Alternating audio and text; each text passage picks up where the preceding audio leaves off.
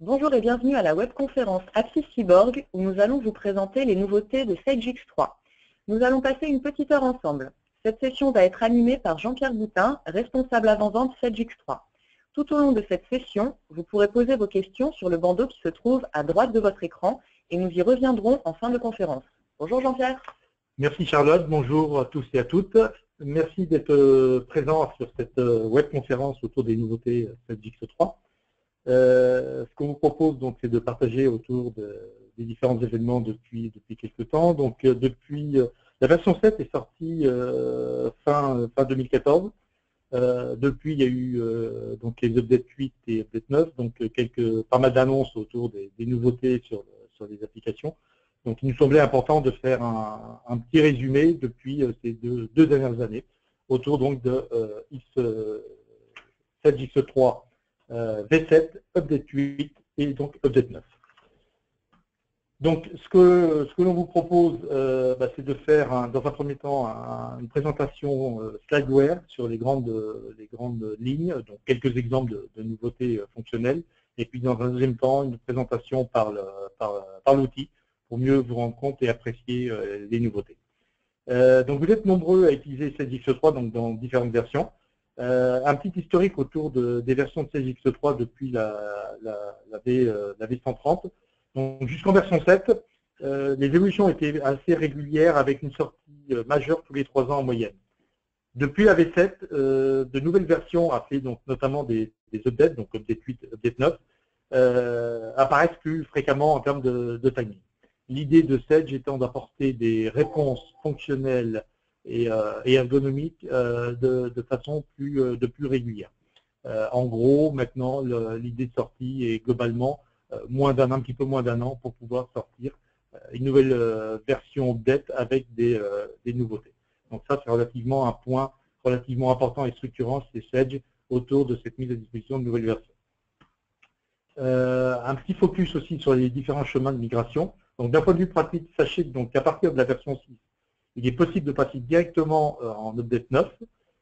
Pour les versions précédentes, les versions 140 et V5, il faut passer par une étape donc intermédiaire, V6 ou V7. Bon, il s'agit d'un passage uniquement technique, sans impact pour les utilisateurs, mais il n'y a pas de double test, il n'y a pas de double recette, mais important en termes de migration. Autre aspect, donc juste avant de rentrer justement dans le vif du sujet de la présentation, donc important de rappeler que Sage X3 se positionne sur le marché des entreprises, taille moyenne, en croissance, et l'objectif donc de Sage X3 depuis la V7 est d'offrir une solution plus rapide dans la mise en œuvre, plus facile en termes d'accès aux données et plus simple pour l'utilisateur final, plus flexible pour l'entreprise, pour que l'entreprise justement puisse s'adapter au contexte business qui sont sans cesse en évolution. Quelques chiffres, fin 2015, plus de 5000 clients étaient équipés de Sage X3 dans une centaine de pays à travers le monde et donc ça sur les 5 continents. Après, quel est le rôle d'un ERP dans le développement international des PME? Donc Sage, justement, a voulu répondre à cette question et a interrogé récemment plus de 320 entreprises de 50 à 250 salariés dans différents secteurs d'activité. Aujourd'hui, donc 85% des PME françaises ont un lien avec l'international, notamment à travers des échanges avec des fournisseurs étrangers, et plus de 50% sont concrètement présentes à l'international, aussi bien que par leur chiffre d'affaires, leurs collaborateurs, ou via l'implantation de bureaux. Donc essentiellement dans le secteur industriel avec un taux qui peut monter jusqu'à 76%. Donc à ce jour, Sage X3, comme présenté sur l'écran, intègre 25 législations et 15 langues pour adresser justement, pour vous accompagner sur l'international. Avant de parler d'aborder la partie démonstration, donc un point sur la couverture. Donc lorsqu'on regarde la couverture fonctionnelle de Sage X3, on trouve bien sûr les grands domaines que vous connaissez, tels que la gestion financière, les achats, les stocks, la production, le service client, avec des nouveautés fonctionnelles sur ces différents domaines. Par contre, c'est surtout autour du volet technologique que le produit a fait un grand saut, avec l'apport de la V7, notamment avec un accès full web en HTML5 multi-browser, avec des possibilités d'accès aussi au travers de la mobilité, Sage-X3 étant aujourd'hui disponible sur ce type de device, que ce soit des terminaux fixes, terminaux portables, tablettes et autres mobiles téléphones. Donc ça, c'est un point relativement important. Autre aspect important, donc ce côté, je dirais, full web apporte le côté X3, donc avec une disponibilité dans le cloud. Bon, ce n'est pas l'objet de la présentation d'aujourd'hui, mais il faut bien prendre en compte que Sage a fait une annonce au début de cette année, au mois de mars, autour d'une offre cloud en mode SaaS sur le marché français. Donc Sage X3 est à ce jour proposé sous 3 modes. Pour rappel, donc l'installation sur des serveurs de l'entreprise, architecture historique de Sage X3, vous embarquez toute l'application sur votre propre infrastructure. Deuxième solution, l'hébergement dans un cloud privé chez un prestataire. Environ un petit peu plus de 20% de nos clients ont déjà fait ce choix pour ne plus, pour s'affranchir de tout le côté administration de leur serveur. Et enfin, donc l'offre cloud public qui permet donc aux entreprises de pouvoir disposer de Sage X3 sous forme d'un abonnement mensuel, prenant en compte les notions de droit d'utilisation, d'administration et de montée de version. Donc ça, c'est un point relativement important et qui va préfigurer de toutes les futures nouveautés à venir dans le monde de Sage X3. Je vous propose maintenant de passer à la partie présentation donc des nouveautés au travers de quelques slides et puis ensuite pour une présentation du produit. Alors, premier aspect, donc un focus sur la partie Sage X3 V7. Donc Sage X3 V7 a autour un saut technologique, d'où ces 4 mots qui sont présentés sur la slide présente. La partie intuitivité, réactivité, mobilité, intelligence. Donc des maîtres mots qui sont importants par rapport à des mots-clés, par rapport à votre utilisation vis-à-vis de Sage X3. Donc là, on verra plutôt que par slide au travers de la présentation juste après. Donc la refonte complète de l'interface, un accès full web, donc plus rien, je dirais, de porté par votre PC en local. Tout est via une URL connexion via le browser que vous souhaitez sur Sage X3. Donc cette refonte complète de l'interface.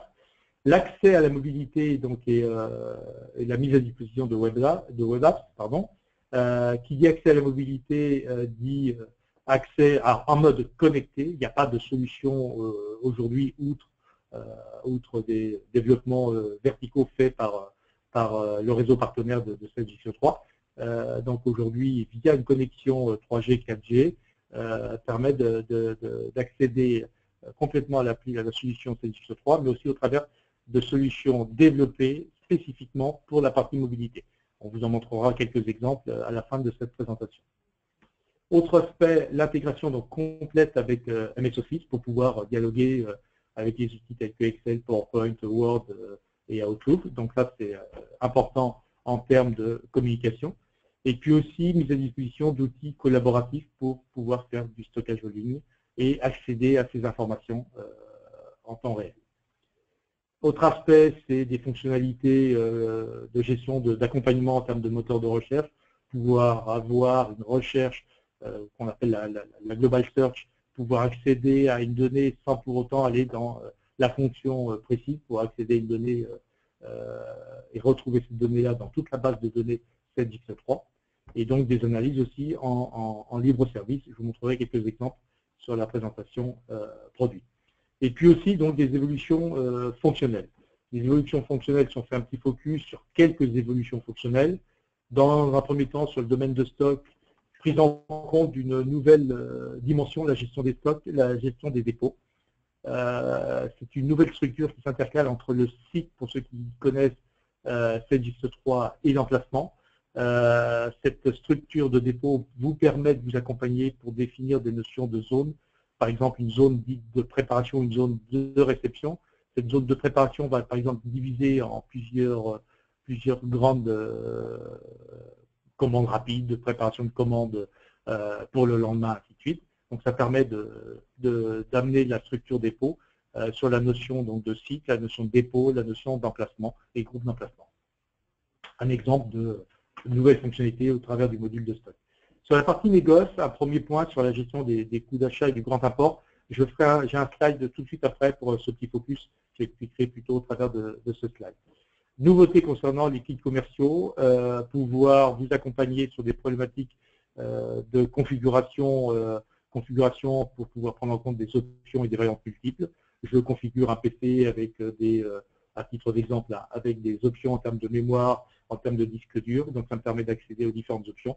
J'active là ou les options nécessaires pour pouvoir m'aider dans la constitution de mes lignes de commande.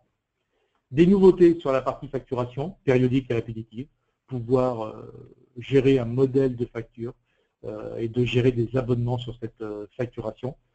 Donc génération automatique de factures, périodicité définie, les montants qui vont être des prorata de la facture de la proposition initiale et ainsi de suite, donc tout un ensemble de mécanismes autour de la facturation périodique. Des nouveautés en termes de gestion de tournée et de liens Google Maps, donc sans pour autant parler d'outils d'optimisation de transport, c'est de pouvoir vous accompagner sur d'affecter des clients à des notions de tournée, pouvoir préparer les commandes au travers de ces codes tournés, pouvoir avoir une visualisation via Google Maps de cette tournée. Je dis bien sans le côté optimisation, mais manuellement, vous pouvez réaffecter des points de livraison en les réorganisant. Et puis aussi de pouvoir consulter une adresse, un simple lien Google Maps sur l'adresse vous permet de visualiser le côté géographique de l'adresse. Autre point aussi très important, notamment par rapport à des problématiques nationales et internationales, des problématiques d'optimisation sur les processus intersociétés, qu'ils soient processus intra via les sessions ou extra via de la facturation. Tous les mécanismes d'achat et de vente sont répliqués en automatique dans X3 pour pouvoir assurer vos processus intersociétés dans X3. Des avancées sur le module finance, beaucoup de compléments par rapport à des problématiques de législation, donc pouvoir adresser des nouvelles législations comme la Belgique, comme des compléments sur l'Italie, il y a eu des évolutions sur certains pays, donc de pouvoir vous accompagner sur vos déploiements au travers de filiales à l'international, pouvoir vous accompagner sur des problématiques de compensation si vous en avez le besoin, pouvoir assurer donc des facturations chez mon client qui est aussi mon fournisseur, notamment par rapport à des accords de participation publicitaire par exemple, pouvoir prendre en compte le côté client et le côté fournisseur, assurer donc les automatismes de lettrage et donc de règlement. Et puis des nouveautés sur la partie prévision de la trésorerie, sans pour autant, je dirais, aller sur le métier des outils dédiés à la trésorerie, mais pouvoir prendre en compte des nouveautés sur ces domaines-là. Autre point que je parlais précédemment, c'est sur la partie, un gros point qui a été dans un premier niveau, donc un premier niveau de nouveautés autour du grand import. Le grand apport, pour pouvoir vous assurer d'un point de vue administratif et financier, d'obtenir l'article et notamment au bon prix. Donc pouvoir suivre le coût de vos marchandises et enfin le coût de toute la partie périphérique en termes de facturation. Donc pouvoir assurer la partie frais de service autour de l'achat de ces marchandises.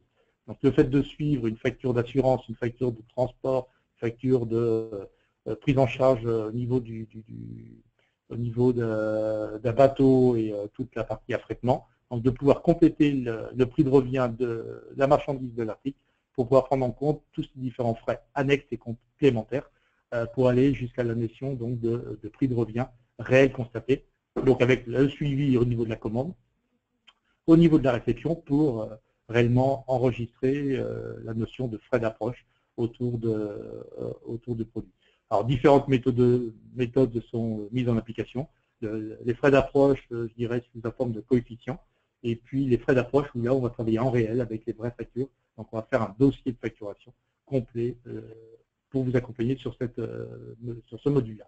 Je leur ferai un petit complément sur le module d'import au travers de l'AU9. Il y a eu des avancées aussi sur l'AU9 autour de ce domaine.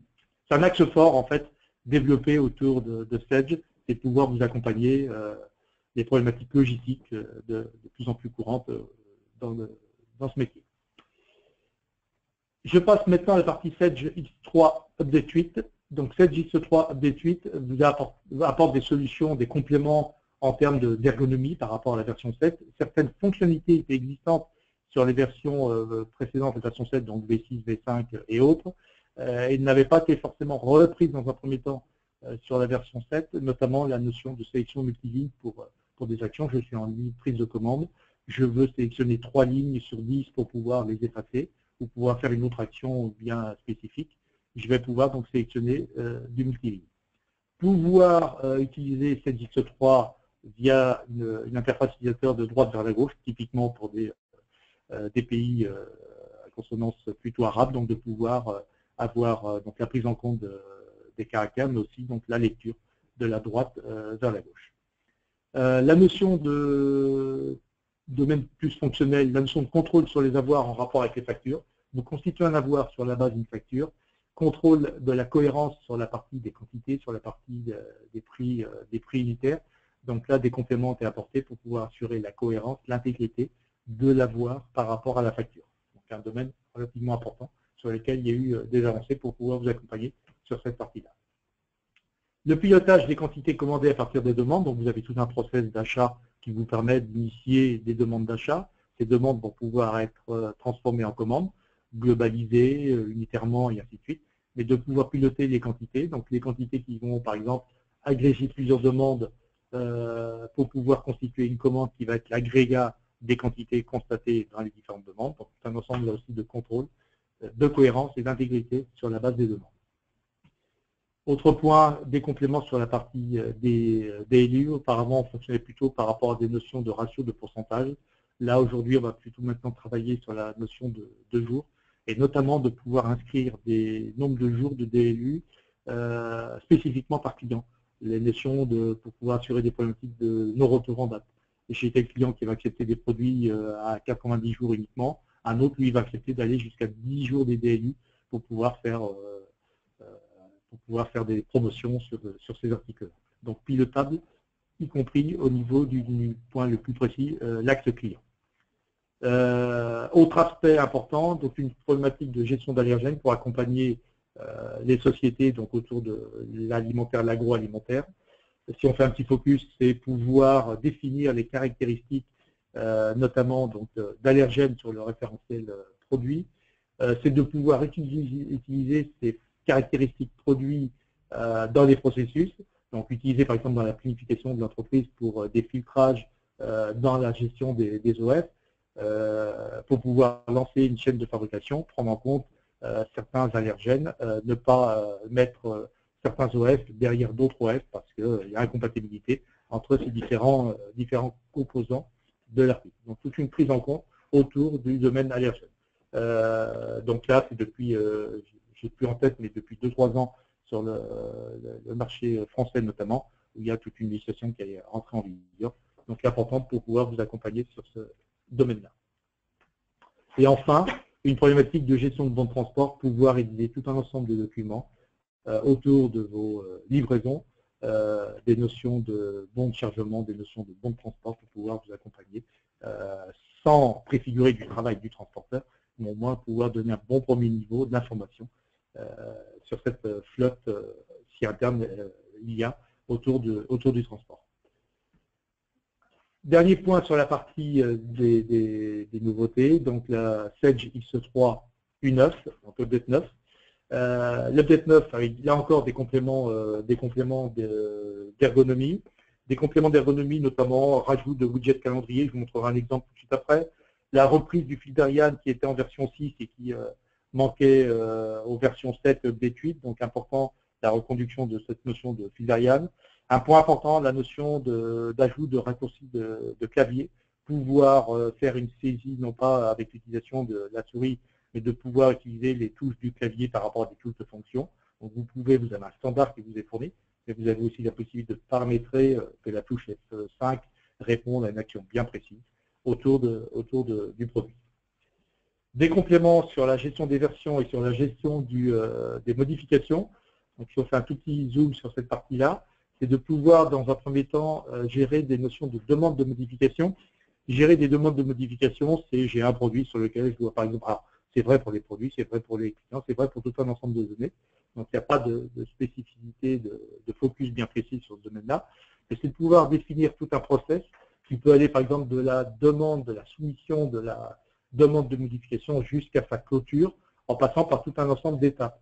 des étapes de validation de la demande de modification, des étapes de développement d'une nouvelle version. La version est validée et ça me permet de faire le lien avec l'évolution supérieure qui est la gestion des versions. J'ai un produit dans une version A, je vais pouvoir définir une version majeure et ou une version mineure. Donc, je vais pouvoir suivre le produit dans ses évolutions. Je vais pouvoir, je ne sais pas moi, sur un vélo, rajouter le cadre qui va non plus être en aluminium, mais qui est dans une autre matière d'aluminium encore plus performante. Donc, de pouvoir gérer des notions de versionning et dans les prises de commande, dans les process d'achat ou de vente, de pouvoir faire appel à une version plutôt qu'une autre, avec des notions des dates de début, des dates de fin, des notions de dates de validité, de pouvoir gérer des exceptions valables jusqu'au 31/12, mais si je n'ai pas de stock sur une autre typologie de produit de version, ben, je peux aussi faire appel à ce produit-là, il y a des dérogations. Pour revenir sur la notion de modification de version, tout ça, bien entendu, intégré dans des notions de process de workflow. Donc, un point relativement important sur cette notion-là. J'anticipe un tout petit peu sur le slide, mais la version 1.9 apporte aussi tout un ensemble de nouveautés autour du grand import. Donc des compléments sur la base de ce qui a été développé en version 7, donc autour du grand apport. Des compléments sur la version 1.9, c'est plutôt une notion de logistique, planification des achats, de pouvoir, dans ces problématiques de grand apport, vous accompagner sur des problématiques de notion de gestion de conteneurs. Pouvoir initier un conteneur, je vais passer plusieurs commandes, peut-être auprès d'un ou peut-être de plusieurs fournisseurs, et je vais demander à ce que la partie réception soit gérée au travers d'un conteneur. Qui dit conteneur dit contenance d'un conteneur. Je vais pouvoir valoriser, outre l'aspect financier, mais l'aspect conteneur en termes de voir si le conteneur est plein ou il me reste encore de la place dans le conteneur. Je vais pouvoir proposer d'autres produits au sein de mon fournisseur pour pouvoir, alors tout ça bien entendu étant des propositions, il n'y a pas d'automatisme de remplissage de conteneurs, mais ça permet d'afficher par exemple le catalogue du fournisseur pour dire ben, je vais en profiter pour commander aussi tel autre produit dans telle autre quantité pour pouvoir compléter le côté volume de mon conteneur. Et puis ensuite derrière de suivre le processus de gestion du conteneur avec des notions de pré-réception, des actes de pré-réception, toutes ces notions-là pouvant vous permettre de gérer ce qu'on peut appeler des notions de jalons, pouvoir obtenir l'article au bon moment, c'est-à-dire je vais prendre en compte dans mes process de livraison, j'ai la commande doit être passée à telle date si je veux respecter un planning de promotion qui doit être actif pour le mois de mars 2017. Et donc là, j'ai tout un rétro-planning qui peut se construire sur cette base-là. Donc là, on est plus sur le côté logistique qui vient compléter le côté administratif du grand apport de la version 7. Axe très fort de développement autour de StageX3, de ces versions, et puis aussi des versions à venir. Donc la gestion des conteneurs et l'optimisation des achats. Prise en compte d'échanges de données EDI, donc StageX3 vient compléter le processus, donc on ne s'affranchit pas d'outils de traduction d'EDI. Par contre, vient s'alimenter dans StageX3 une base, un SAS de stockage des messages EDI. C'est-à-dire qu'un message EDI dans lequel il y a eu des erreurs avec la traduction du message via la plateforme en amont, les différentes erreurs vont pouvoir être stockées, y compris donc dans StageX3, pour pouvoir justement les justifier a posteriori et pouvoir les gérer.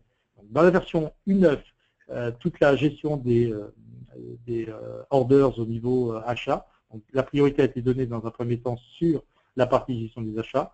La version U10 qui est en cours de livraison apporte les compléments sur la partie vente. Donc l'accompagnement sur les messages EDI importants. Et puis la partie mobilité qui avait été livrée en V7 a été repensée pour plutôt rejoindre un look un petit peu plus actuel au travers de la notion de tuile telle qu'on le rencontre dans le monde Microsoft. Mais là, je vous propose de le voir tout de suite après sur la partie présentation. Donc proposer aussi la possibilité de la mobilité, mais de faire aussi des adaptations. C'est-à-dire que n'importe quelle requête de StageX3 peut devenir une tuile accessible via la mobilité. Donc je vous propose maintenant de passer à la partie démonstration autour du produit. Donc je vais pour cela me connecter sur mon bureau au travers d'un navigateur ici présent. Ça peut être un Chrome, ça peut être un Internet Explorer, un Opera ou un Firefox ou un Safari, si vous êtes plutôt dans un environnement iOS. Je vais par exemple prendre Google Chrome. J'avais juste ouvert une fonction, une session. Donc vous voyez ici sur mon écran, alors bien entendu, il y a toujours les problématiques, bien entendu, d'accessibilité et donc de contrôle des droits. Des droits via possibilité de gérer aussi via des notions d'annuaire LDAP si nécessaire. Donc après m'être signé, j'accède à cette X3 en full web, donc au travers de ce navigateur. Alors je passe sur toute la partie gestion des favoris de votre navigateur, de l'historique, et ainsi de suite. Il y a tous ces éléments-là, vous retrouvez notamment des notions de contrôle F ou de F3 qui vous permettent de retrouver des occurrences, vous voyez, tiers, par exemple, affectation tiers, fusion des tiers sur un écran. Donc là, plusieurs modes de navigation sont proposés en standard par CDX3. Navigation classique, au travers de modules. Je viens dans le module achat. Je vais retrouver différents domaines, la partie expédition que je peux plier, déplier. Je reviens sur la partie comptabilité, dans laquelle je vais retrouver des notions de consultation, au travers de laquelle je vais pouvoir accéder à la notion de balance. Quand je viens cliquer sur la partie, mettre ma souris positionner sur la notion de la fonction de balance, par exemple, j'ai une petite étoile qui apparaît. Je peux cliquer sur cette étoile et je viens de l'ajouter au favori sur la partie haute. Donc le favori me permet quoi? D'accéder, que soit le domaine dans lequel je me situe, j'ai toujours accès à cette notion de favori. Et je peux donc accéder directement au favori, à la gestion des balances, en cliquant sur cette balance. J'en profite d'être dans une notion de balance. Je vais me signer plutôt dans une autre société où j'ai une balance un peu plus fournie. Cette société a bien entendu des critères et ainsi de suite. Je vais pouvoir aussi les exporter, vous voyez sur ma partie droite, sous des formats Excel. Ça me permet de faire un export format CSV ou format Excel. Ça me permet d'envoyer tous les paramètres de mon export et bien entendu les données dans Microsoft Excel. Ce qui veut dire que je vais de cette X3 vers Excel. Je fais tout un ensemble de macros. Je pourrais par la suite aussi, après avoir fait toutes ces macros, tous les mois, toutes les semaines, en l'occurrence où vous faites, simplement faire un rafraîchir pour aller chercher les données dans X3 à partir d'Excel. Pourquoi? Parce que j'ai une notion d'admin qui a été installée, dans lequel j'ai un onglet Sage qui se met dans X3, dans Excel, pardon, de X3, et qui me permet de faire des notions d'actualisation. Donc ça, c'est un point relativement important, c'est bien bidirectionnel. Alors pas bidirectionnel dans le sens où j'irai écrire dans X3. Écrire dans X3, c'est soit à travers des interfaces telles que vous pouvez les connaître pour les clients déjà équipés d'X3, ou à travers des web services mis à disposition avec la nouveauté de la version V7. Donc toute la possibilité d'accéder en termes de lecture et de mise à jour dans X3 au travers de web services pour des commandes par rapport à des sites internet et ainsi de suite. Donc je quitte la fonction Sage X3 gestion des balances. Ces favoris pourront bien entendu être réorganisés et structurés selon l'utilisateur. Des notions de global search que je parlais tout à l'heure, par exemple, je cherche l'occurrence croissant qui va me répondre à tout un ensemble. Alors ça peut être par rapport à des tiers, ça peut être par rapport à des produits. J'accède à une fiche produit, je peux accéder à modification. Donc je ne suis pas obligé d'aller directement dans les fonctions de gestion des articles ou des clients et autres, ou des commandes. Retrouver une facture sur la base de la référence tiers, la référence de la commande de la facture de mon tiers, me permet, au travers de cette recherche multifonction, aussi bien au niveau des données qu'aussi bien qu'au niveau des fonctions de X3. Donc là, on était sur le premier mode de navigation. Cette X3, à partir de la version 7, propose un autre mode de navigation qu'on va plutôt appeler le mode portail. Le mode portail, qu'est-ce qu'il m'apporte? Il m'apporte plutôt par rapport à des contraintes liées à mon métier, liées à mon profil d'utilisateur, mais aussi donc, profil de champ d'action au travers de mon métier, pouvoir accéder, alors selon des notions de je suis responsable commercial, j'ai la possibilité d'aller en termes de responsabilité de stock, j'ai tout un ensemble de portails qui sont définis et accessibles selon mon métier.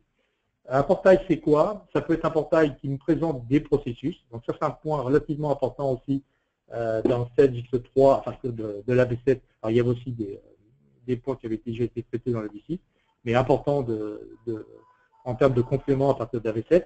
Un processus, c'est quoi? C'est par exemple, si je prends l'achat sous contrôle comme ici présenté, c'est me définir sous format graphique, comme quoi mon processus d'achat traite de la demande au contrôle facture en passant par les commandes, réception. Possibilité de faire des liens par rapport à des notions de budget, pré-engagement, engagement, facture à recevoir, réaliser. Et n'importe quel bouton qui est dessiné peut devenir initiateur d'une action. C'est-à-dire qu'ici, si je vais sur la ligne de commande, je clique sur commande, je vais pouvoir directement accéder à la fonction de gestion des commandes. Alors ça peut paraître anodin, c'est très utile en termes de transfert de compétences, former un nouvel utilisateur, former quelqu'un en intérim, je vais pouvoir lui accéder, lui donner l'accès à des fonctions, à des processus bien précis. Faire un inventaire, ce n'est pas quelque chose qu'on fait tous les jours, c'est des choses qui me permettent de m'accompagner dans mon travail. Exemple, sur des processus comptables, la notion de calcul de provision, j'ai tout un écran qui me permet de dire j'ai les charges et produits constatés d'avance, les CCA en cours, les charges constatées d'avance, j'accède directement à l'information. Donc tous ces éléments-là me permettent d'accéder à toutes les fonctions de cette ISO 3. Ces processus sont totalement modélisables au travers donc de vos besoins. Ici, il y a un processus d'achat standard, d'autres processus d'achat tels que par exemple processus facture directe, processus entre la commande, j'accède directement à la facture, sans passer par l'acte de réception, et puis enfin, la processus plus complet avec des notions de contrat, des notions de commande, des notions de réception et des notions de facture, et ainsi de suite. Okay. Donc ça, c'est un point relativement important, la gestion des processus, qui peuvent être structurés. La notion de portail permet aussi de vous accompagner sur des notions de portail et de KPI, d'outils décisionnels, sous forme de tableau, mais aussi sous forme graphique, qui me permettent par exemple d'accéder dans la dimension France, à l'intérieur de la dimension France, d'avoir une vision chiffre d'affaires sur la base des 10 meilleurs articles, et qui me permet aussi de remonter dans ma représentation. Toute requête, toute donnée de cette X3 opérationnellement parlant, peut être représentée sous cette forme-là. Donc j'ai des KPI standards, des KPI qui peuvent être dédiés au niveau au niveau des achats, les commandes en retard, ainsi de suite. Et bien entendu, derrière, dès l'instant où j'ai un lien hypertexte, pour aller par exemple directement d'aller sur un numéro de la pièce, je clique dessus, j'accède directement à la transaction. Typiquement, ça peut me permettre d'avoir des notions par rapport à des problématiques de workflow d'achat, toutes les demandes d'achat qui me sont assignées, les demandes d'achat signées, ainsi de suite, ainsi de suite. C'est vrai pour les demandes, c'est vrai pour les commandes, c'est vrai pour des commandes ouvertes autour de cette notion-là. Donc des KPI standards, des KPI qui me permettent d'intégrer au travers de la solution décisionnelle SEI, donc Sage Enterprise Intelligence, qui permet d'accompagner au travers d'un partenariat avec la société Tangerine, donc une société canadienne, qui permet d'avoir une solution décisionnelle. Cette solution décisionnelle, elle apporte justement la dimension telle que l'apporter. Alors il y a toujours des notions de partenariat avec Business Object, possibilité aussi de l'utiliser au travers de ClickView et autres. J'ai notamment ici, vous voyez, la possibilité d'aller par exemple dans le domaine de la finance, analyse du budget avec des dimensions qui permettent d'avoir sous forme, exemple pris ici, sous forme de tableau par rapport à une notion d'année fiscale. Je vais prendre l'année fiscale numéro 2, je vais pouvoir faire un drill down qui me montre les différentes dimensions. Donc de l'année fiscale, je passe à la période. De la période, je peux là encore faire un drill down, donc une exploration pour aller voir la notion de budget. De la notion de budget, je vais pouvoir là aussi aller voir les versions, le compte jusqu'au. Donc toutes ces dimensions-là peuvent être représentées sous forme de tableau, peuvent être représentées aussi sous forme graphique, au travers de chartes, au travers de dashboards, après on les appelle un petit peu comme on veut. Donc ici, j'ai un tableau avec 5 dimensions, des dimensions du chiffre d'affaires sur lesquelles, sur la partie haute, je peux faire des sélections. Là, je suis par défaut sur l'année en cours, l'année 2016. Je peux aller cliquer sur l'année 2015 et il y a automatiquement une réactualisation. Donc c'est un filtre qui s'applique pour tous mes chartes présentées à l'écran. Donc ça, c'est un point très important. Après, des tableaux de bord qui peuvent être définis directement, plutôt que d'avoir un menu comme présenté tout à l'heure, directement d'avoir le tableau de bord dépenses avec une analyse via l'analytique, par exemple, au niveau de la finance, de parcourir au niveau des études, charges exceptionnelles et ainsi de suite, de pouvoir faire des focus directement. La version U9 a apporté aussi une vision sous forme de calendrier.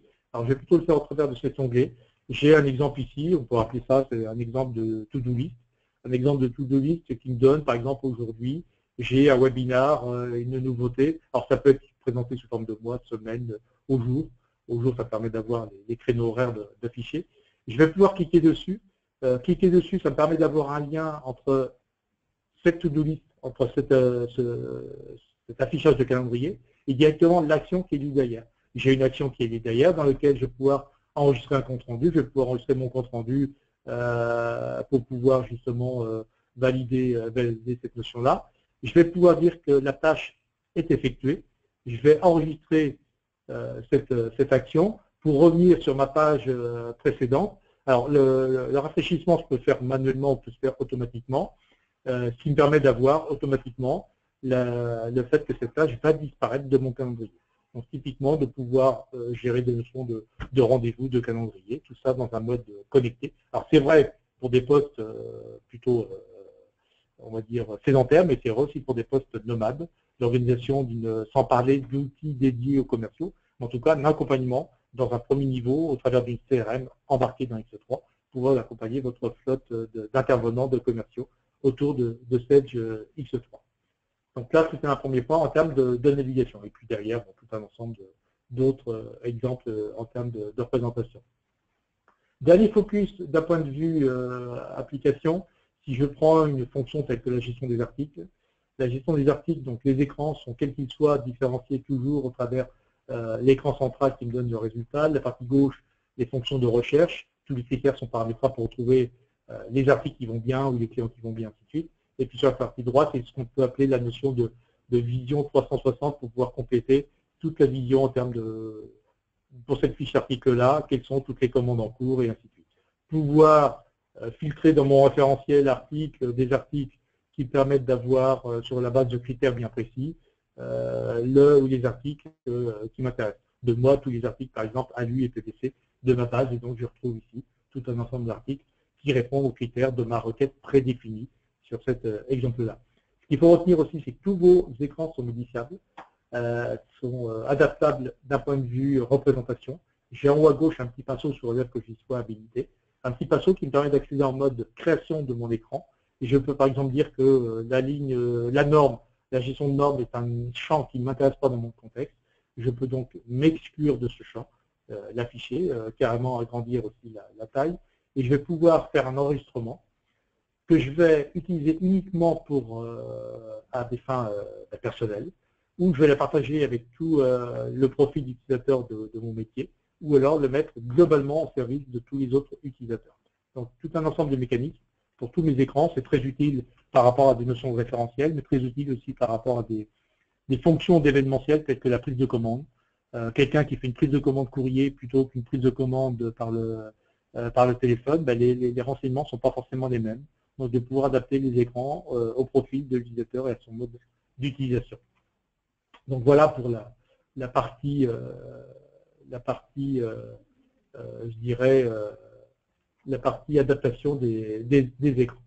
Je vais quitter cette fonction, je vais aborder le dernier point de la partie présentation au travers de présentation plutôt mobilité.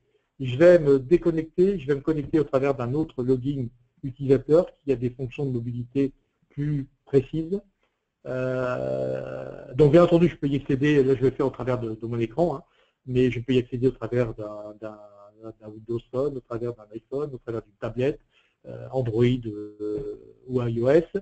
Donc je vais accéder à l'information, j'ai un écran qui permet d'accéder à la page d'accueil mobilité. Cette offre mobilité est totalement responsive design. J'étais en plein écran. Je vais me mettre dans une forme d'écran beaucoup plus simple. Donc vous voyez que mon écran automatiquement responsive design est taillé par rapport à la grandeur de ma fenêtre en fonction si c'est une tablette ou si c'est un téléphone de type iPhone. La représentation, la dimension n'est pas la même. Ici, j'ai une page d'accueil qui est totalement modifiable en termes de représentation. Vous voyez, j'ai mis par exemple une couleur plutôt rouge pour tout ce qui est acte de vente, plutôt verte pour tout ce qui est acte d'achat, et puis en blanc pour que ce soit plus visuel. En termes d'entrée, mes statistiques avec des KPI représentés. Alors des KPI standards X3 ou des KPI totalement libres à votre convenance, pouvoir n'importe quelle requête, définir n'importe quelle requête dans X3, la rendre disponible pour l'utilisateur X3 standards, mais aussi pour les rendre disponibles aux utilisateurs de mobilité, sous cette forme de ce qu'on peut appeler de tuiles de vignettes. Exemple, je vais prendre la gestion de vente autour de mes actions. J'ai par exemple la notion des commandes assignées. Alors j'en ai pas forcément, je vais plutôt prendre non pas au niveau des ventes, mais au niveau des achats. Au niveau des achats de mes actions, les commandes assignées, je retrouve deux commandes dans lesquelles je vais avoir une action, donc j'ai le détail de la commande par rapport à un article et ainsi de suite. Et je peux accepter, refuser, mettre des commentaires pour pourquoi le refus sur cette action. Bien entendu, pouvoir revenir à tout le monde au niveau de ma question des accueils. La notion de paramètre qui me permet de désactiver une tuile, de corriger par rapport à la taille de la tuile. Je vais la mettre par exemple en plus grand et je vais la mettre en orange. Donc je vais valider, vous voyez, saisie de commande, exemple, il apparaît en beaucoup plus grand que les autres. Je peux quitter le mode édition pour pouvoir avoir le mode interrogation. Donc de pouvoir naviguer dans différents indicateurs. Un indicateur par rapport à un indicateur graphique, je peux aussi y accéder sous forme graphique, mais aussi sous forme numérique, sous forme de tableau uniquement, que je peux mettre en plein écran. Donc là encore, c'est fonction de la taille de l'écran sur lequel je me positionne. Donc là, l'idée de cette présentation, c'est de pouvoir montrer aussi en termes d'accompagnement de cette X3 autour de la partie mobilité, en complément de la partie standard de X3 telle que présentée. Par rapport au timing, je vous propose de passer à l'étape de questions-réponses, en espérant que cette présentation vous ait donné un premier niveau d'information. 3 quarts d'heure, c'est vraiment vous donner un aperçu donc des principales nouveautés, bien évidemment. Il ne s'agit pas d'une démonstration en termes de fonctionnalité en profondeur, mais de vous donner quelques exemples de nouveautés. Je passe la parole donc à Charlotte. Merci Jean-Pierre pour cette présentation.